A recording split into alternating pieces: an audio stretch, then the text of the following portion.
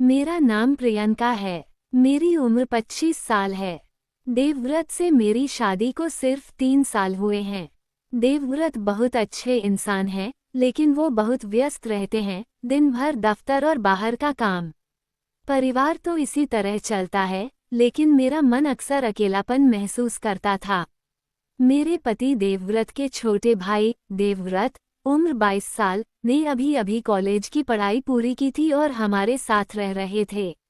वो हंसमुख, चंचल और जिंदा दिल थे। पहले तो मैं उन्हें सिर्फ एक छोटे भाई के रूप में ही देखती थी, लेकिन धीरे धीरे कुछ अजीब सा बदलाव आने लगा।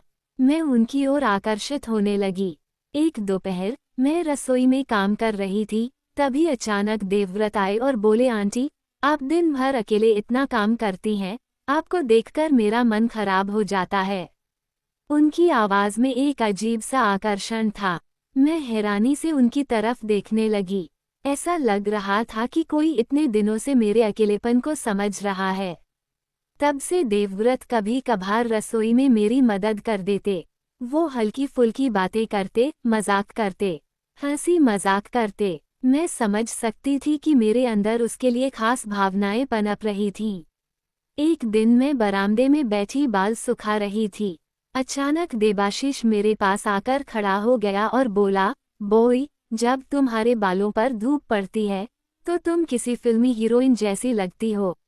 मेरा दिल धड़क उठा। मैंने कहा, देबाशीष, ये शब्द तुम्हारे मुंह से नहीं निकलते। पर मैं मन ही मन खुश थी। उस रात मुझे नींद नहीं आई। मैं बार बार उसकी बातें याद करती रही। कुछ दिन बाद जोरदार तूफान और बारिश आई। बिजली नहीं थी, चारों तरफ अंधेरा था। मैं मोमबत्ती ढूंढ रही थी, तभी अचानक मेरा पैर फिसल गया। देबाशीष ने मुझे गले लगाया और उठा लिया। एक पल के लिए हमारी नजरें मिलीं। मुझे उसके हाथ कांपते हुए महसूस हुए, मेरा शरीर भी कांप रहा था। उसने मेरी कमर कसकर पकड़ रखी थी। उस रात मैं उस पल के बारे में सोचती रही। एक रविवार की सुबह देवव्रत ऑफिस के काम से बाहर गए थे। मैं घर में अकेली थी। देबाशीष दरवाजे पर आया और पुकारा, बॉय, चाय पियोगी? मैंने मुस्कुराते हुए कहा, बनाओगी? उसने चाय बनाई। मैं चुस्कियां ले ही रही थी कि अचानक देबाशीष ने कप नीचे रख दिया और मेरा हाथ थाम लिया। बोला, अब और नहीं छुपा सकता आंटी, मैं आपसे बहुत प्यार करता हूँ। मेरा दिल धड़कना बंद हो गया।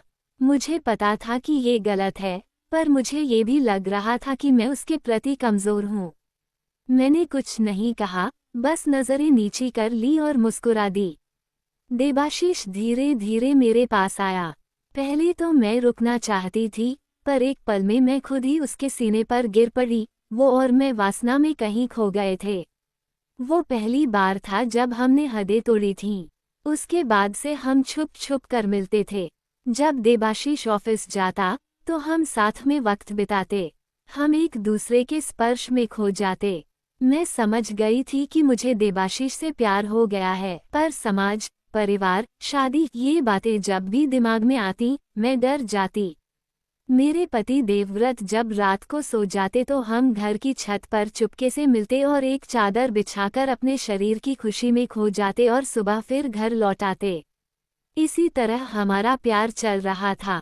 एक दिन अचानक मेरे पति देवव्रत ने हमें देख लिया। मैं और देबाशीष बिस्तर पर उसकी छाती पर सिर रखकर लेटे हुए थे। हम नंगे थे।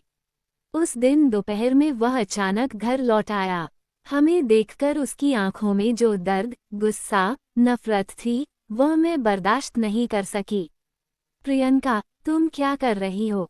मुझे तुम पर भरोसा था। ये कहकर वह वहां से चला गया। मैं फूट फूट कर रो पड़ी। देबाशीष सिर झुकाए वहीं खड़ा रहा। उस दिन से दुनिया में एक तूफान सा उठ खड़ा हुआ। मैं समझ गई कि मेरी कमजोरी, मेरे आकर्षण ने एक पूरे परिवार को तोड़ दिया है। देबाशीष ने मुझे भाग जाने को कहा, लेकिन मैं भाग नहीं सकी। मेरा ज़मीर, मेरी जिम्मेदारी मुझे खींच रही थी। उस दिन से मेरे पति देवव्रत ने मुझसे बात नहीं की और घर भी नहीं आए। वह 1 महीने बाद 2 दिन के लिए आए। आखिरकार मैंने तय कर लिया, हमें ये रिश्ता खत्म करना होगा। मैंने देबाशीष से कहा, हमारे साथ जो हुआ वह कमजोरी का एक पल था। यह अब और नहीं चल सकता। मैं अपने पति को अब और दुख नहीं पहुंचाना चाहती। देबाशीष रोया, पर आखिरकार उसने सिर झुका लिया। आज कई साल बीत गए हैं। मुझे अपनी गलती का आज भी पछतावा है। मैं जानती हूँ कि एक वर्जित रिश्ते के मोह में बहकर मैंने अपने पति को दुख पहुंचाया। देवर भाभी का रिश्ता हमेशा भाई बहन जितना ही पवित्र होना चाहिए। आकर्षण अक्सर सच्चा प्यार नहीं होता, ये बस एक क्षणिक आकर्षण होता है। एक बार सीमा पार हो जाने पर रिश्ते में विश्वास खत्म हो जाता है। प्यार का मतलब जिम्मेदारी है, और जिम्मेदारी से विश्वासघात कभी खुशी नहीं ला सकता।